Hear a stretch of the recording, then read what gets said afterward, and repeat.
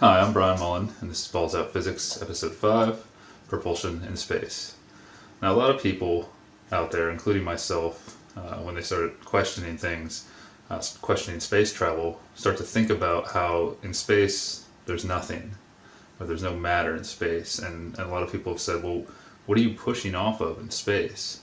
And that's one of the things I started to think about a lot, and it's one of the things that kind of broke my heart because if you watched episode 4 when I talked about the thermosphere, I realized that the temperatures in low Earth orbit were too high, but I did wonder if we can get through the thermosphere, can we still travel the stars? But then I started to think about this idea of having nothing to push off of, and I realized that I don't think it's even possible to move in space if it is what mainstream science or mainstream astronomy believe, that it is a vacuum. It shouldn't. You start to think that it shouldn't be possible to move, and I thought of Newton's third law, which basically says that every action has an equal and opposite reaction, and that's definitely true on Earth. If you push on something, it pushes back with the same force, or it pushes back. It creates an equal and opposite reaction. If there's eventually it will. If you push on something that's not strong enough to resist your force, then you'll move, or it will move, until enough force is developed until enough reaction is developed to resist your force. So, for example, if I crouch and then push up on the bottom of my feet to push myself back up, the reaction of the floor pushing back up is equal to the force of my feet pushing down. That's basically what Newton's third law says. Okay, so a lot of people say, well, in space, how can you move when you've got nothing to push off of? And what we're told, with the accepted theory, is that if all you have to do is push mass away from you, and you'll move in space. And it kind of makes sense, but then Newton's third law comes back, and so there's a lot of circular reasoning for me trying to figure this out. Like, what am I missing? Because I didn't want to accept that you can't move in space, but I honestly don't think you can. But start with a jet engine on Earth. Now, on Earth, we have air all around us. It's a fluid, really, and it's not that much different from water.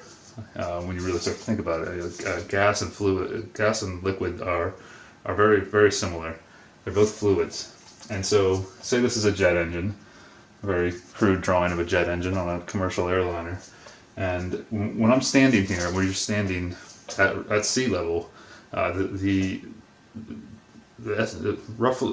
pressure on your body from the atmosphere, the weight of the atmosphere above you, is roughly around 14.7 pounds per square inch, or 101 kilopascals if you're using the metric system. And so really what's creating that pressure is the weight of the air above you, all of the air above you. It's just like the best way to think about it is that if you dive in a pool and you swim to the bottom, you can feel the pressure increase as you go lower and lower in the pool. That's because the weight of the water above you is increasing, and you really feel it in your ears. Especially if your ears are very sensitive, and you go lower and lower, you go deeper and deeper, depending on how deep the pool is, you feel that pressure in your ears. It's the same thing in the air, just not as noticeable. And so, as you rise in a pool, the pressure becomes less, and the same thing happens in our air. If you go up into the mountains, the pressure actually decreases, and when engineers are designing things that are affected by pressure, they do account for altitude and how pressure changes. And at sea level, we use 14.7, and that's typically called 1 atmosphere of pressure. Okay, so a jet engine sitting here, say the engine sitting on the runway, is experiencing this pressure all around it, just like our bodies are. And that's one of the reasons it's theorized that you need a spacesuit in space. One of the reasons is because our bodies in space would expand because space has negative pressure. And so, the atmospheric pressure is what actually holds our bodies together on Earth. That's the theory. So you have all this, call this the air pressure, this atmospheric pressure, if we want to call it that, or whatever, is acting on this engine from all sides. Okay, as it's sitting here on the runway. Just like it's acting on my body, it's acting on you, the viewer, and everything. Okay? So there's pressure here. And that is 1 ATM equals 14.7 PSI. I'm going to use English units because that's what I'm used to. But I do think the metric system is better because, well, I think if you do believe that this world was designed, I think the designer gave us a hint on which system is better. It's just easier for our heads, but each their own. So, okay, have an engine sitting here. It's off. Alright, I posted a link below to a 5-minute video that shows how a jet engine works in a nutshell, and it's very cool how they work. It's very interesting. It's really based on how a nozzle works. So to give you an example of that, you take a garden hose and you turn the hose on full, and water streams out of the end of the hose. But if you put your thumb over the end of the hose and cover, say, half of it, the water sprays out much faster.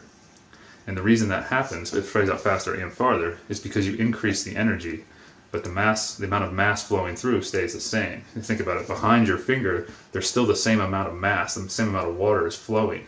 But then you reduce the size of the hole that the water can come out of, but that same amount of mass still has to keep moving because there's still that much mass behind it, pushing it. So that's why the water sprays farther and faster, because you're actually increasing the energy.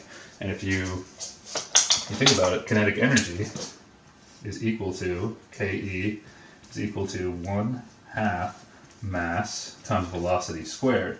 So you see what happens here is the velocity increases because you reduce the area, and so your energy increases. Now, I could get into the flow equation and show how when you actually reduce the area, it increases the energy, but I'm just giving the basics here. This is what's happening.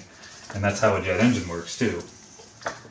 In a nutshell, there's a little more complicated than that, but what happens is the intake in the front of the engine, where the fan is, if you see you see the front of a jet airliner, it has a fan here, and so fan turns on, and these things really suck an enormous amount of air into them. Okay, they suck in this air, and as you see in the shape of the engine, if you watch that video, about 80% of the air just flows around the turbine in the center. And so, just to keep it simple, we just say that the air comes in a big opening and then comes out of a smaller opening, so it's forced out the back at a higher velocity. The energy is increased. Okay, keep it simple. So we'll just use here for this. So this air is forced. This air is forced out the back. Now this little turbine, this cone represents the turbine, and there is some difference. About 80% of the thrust comes from the air flowing through, and then about 15 to 20% of the thrust comes out of the turbine. But for this, we'll just say it all. It's the thrust is being forced out of the back of the engine. Okay, and so per Newton's third law, every action has an equal and opposite reaction. So this thrust creates a reaction on the engine. I'll just put it right here, call this the reaction R, and pushes the jet, and eventually pushes the jet forward. That's not the only action happening here. The typical example, the classical example, is that the thrust pushes this way. The action of the thrust pushes this way, creates a reaction to push the rocket. Okay, but there's something else happening here. There's a lot of actions happening. The thrust is acting on the environment with the air, or the air is acting on the thrust, however you want to look at it. So the way I see it is it's like this column of air, this jet of air is being sprayed out of the back of the engine, and you have this atmospheric pressure that's pushing the surrounding relatively stationary air against it, or holding it against it. So we develop little reactions, friction between the air. This is kind of like the viscosity of a liquid. Actually, it's pretty much what it is. So little shears, as I call it. And that's how you develop the reaction between the thrust and the air. Does that make sense?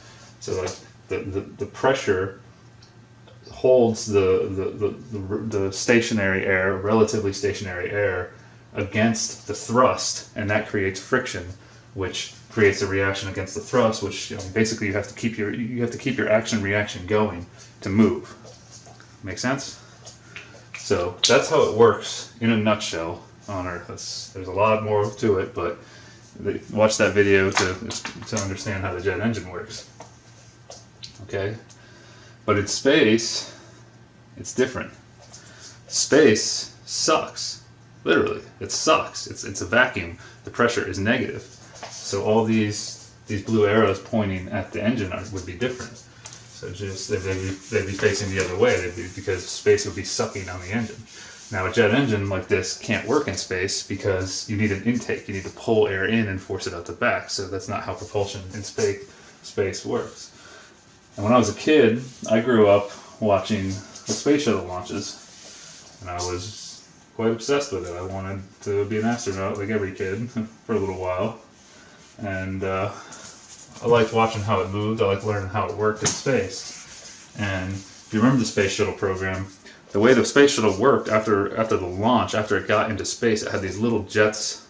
It had these little jets all over it that shot compressed oxygen out into space, and that was supposed to be the mass moving, the push of the mass away from the mass of the oxygen away from the shuttle was supposed to be what controlled its movement and gave it thrust when it needed to, rolled, whatever it needed to do. The little you see in the movies. Well,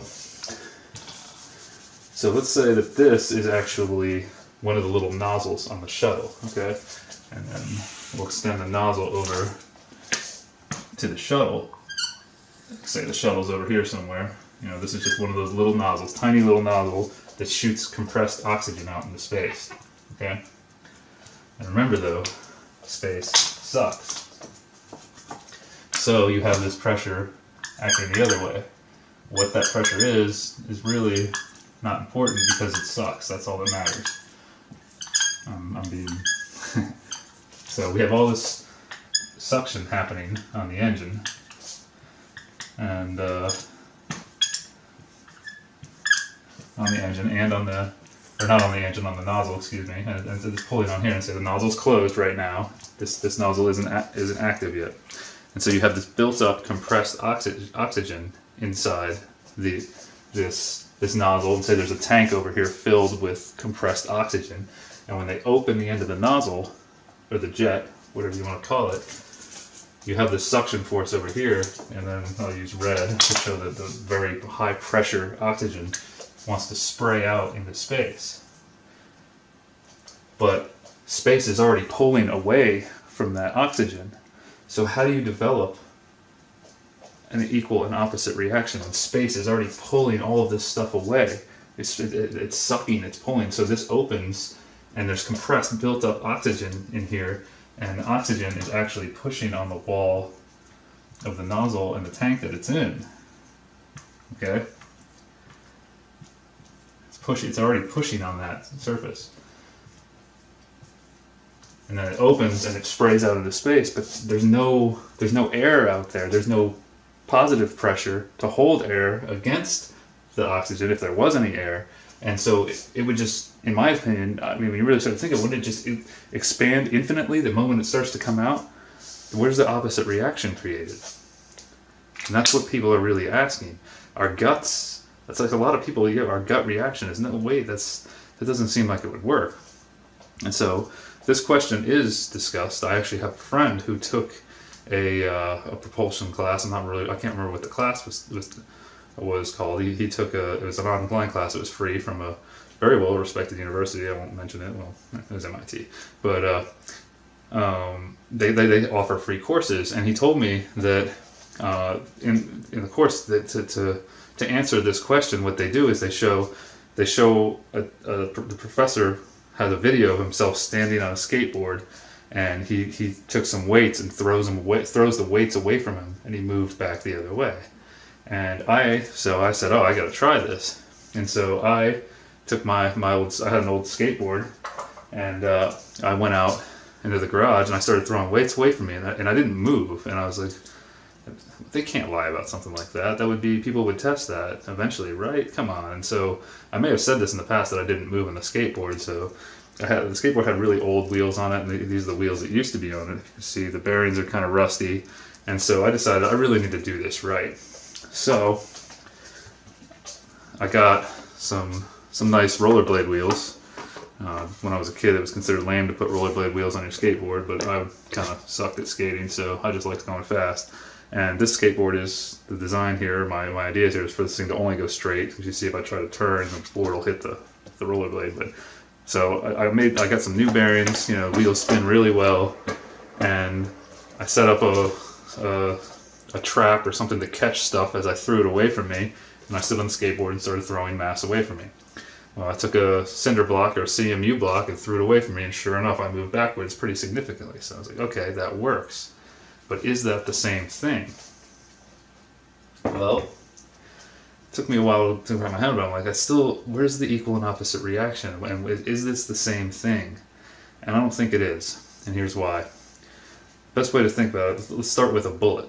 Okay, here's a bullet. All right. With a bullet, you have a brass casing, and you have, this is actually considered the bullet, and this is the casing, or the cartridge, right? The brass casing, and this right here is the joint between the two of them. Okay, and on the back you have a primer, this little circle here, and the firing pin strikes the primer and ignites the gunpowder within the cartridge, and the gunpowder explodes and it pushes in all directions.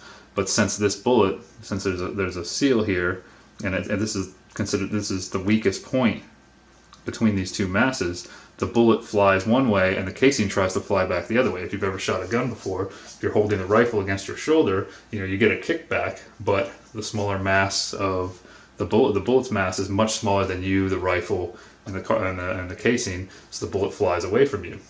And so one of the, when people ask this question, when I asked this question, one of the things I got was, well, if you put a bullet in a vacuum chamber or in space, and or a gun, and you were able to strike the primer, and there was oxygen contained, and say the bullet was completely sealed, the bullet and the gun would fly away from each other. And I said, yeah, it would, because you have two masses with an action happening between them, so you get two reactions there. Does that make sense? And so I started thinking about that, and I said, well, a skateboard's the same thing, really, as the bullet. The action is my arms, or the professor's arms, pushing on that mass, and the reaction is occurring between the action of your arms on you and on me and the CMU block or the tire that I threw or whatever, or the weights, whatever you throw.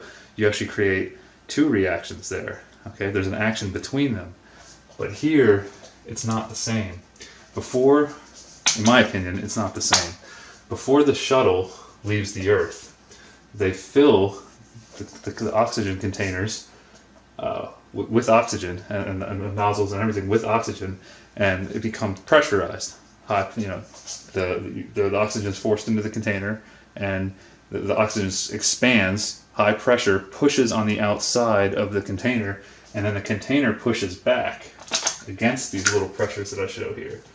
The container pushes back, so the action and reaction has already occurred. Okay? And it's just waiting there, and this is now potential energy waiting to be released. So the action and reaction has already occurred. This isn't the same thing as somebody standing on a skateboard and throwing something away from him, or a bullet. It's not the same, in my opinion. I mean, really think about it. You see what I'm saying here? You need two masses with an action happening between them to move in space.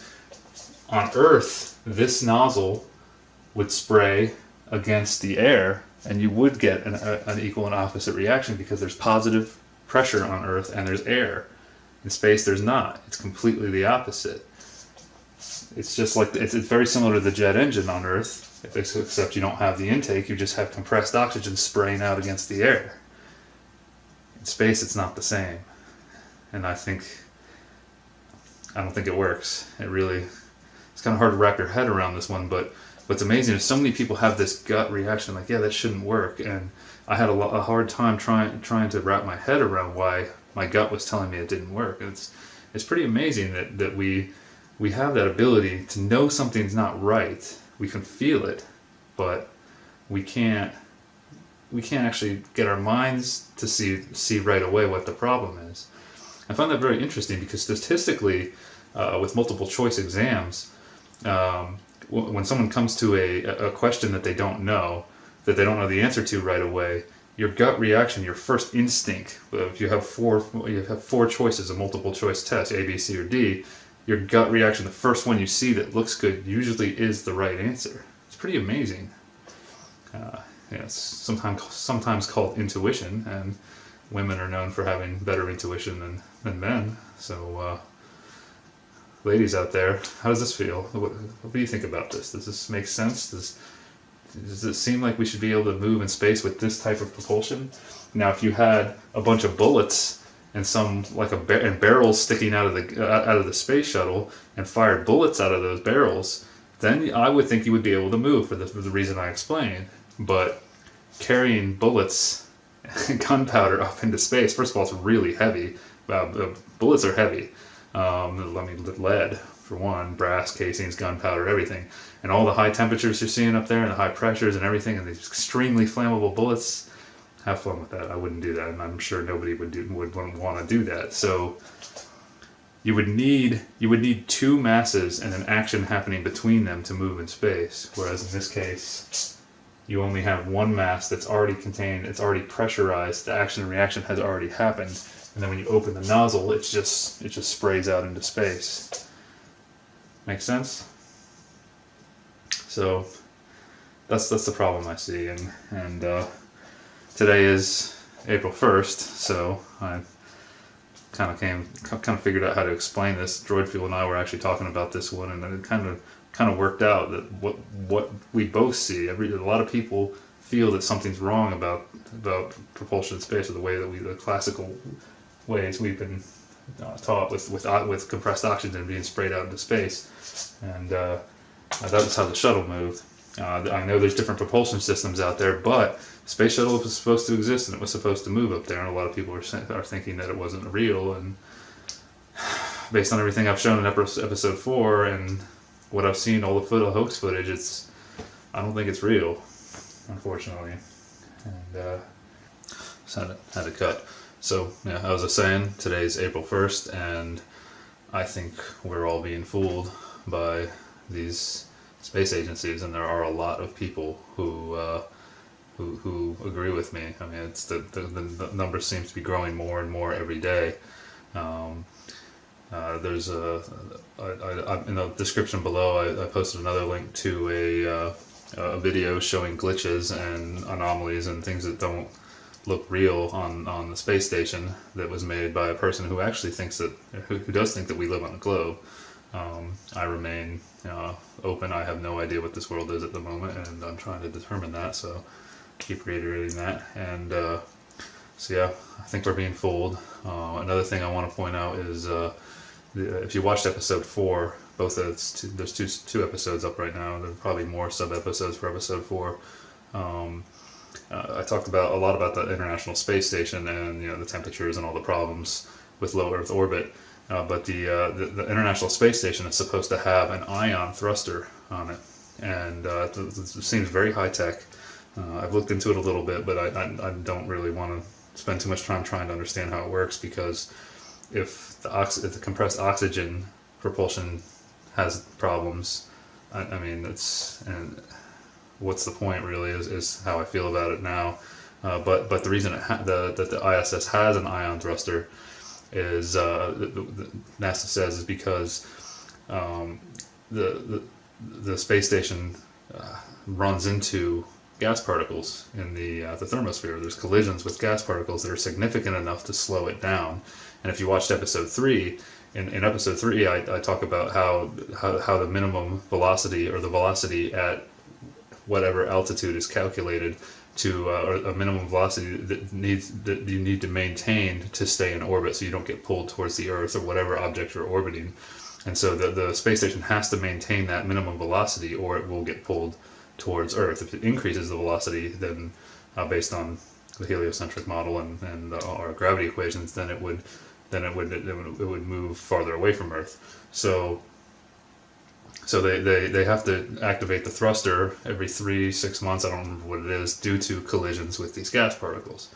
So if you watched episode 4, the whole episode was all about, how come this station doesn't get hot? How come satellites don't get hot? And so these collisions with particles are significant enough to slow the station down, but not significant enough to heat it up, because the particles contain a lot of energy. It's very hot up there.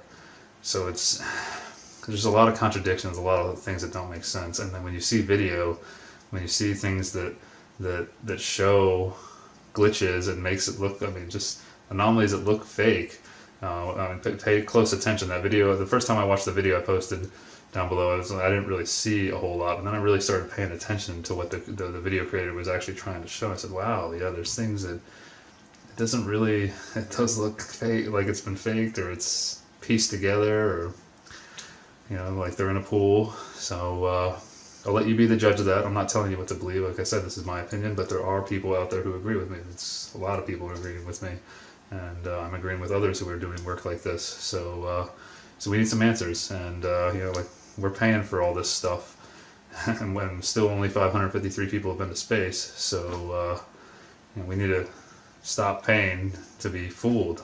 I think if we are being fooled, and at the moment, I have to conclude that. So,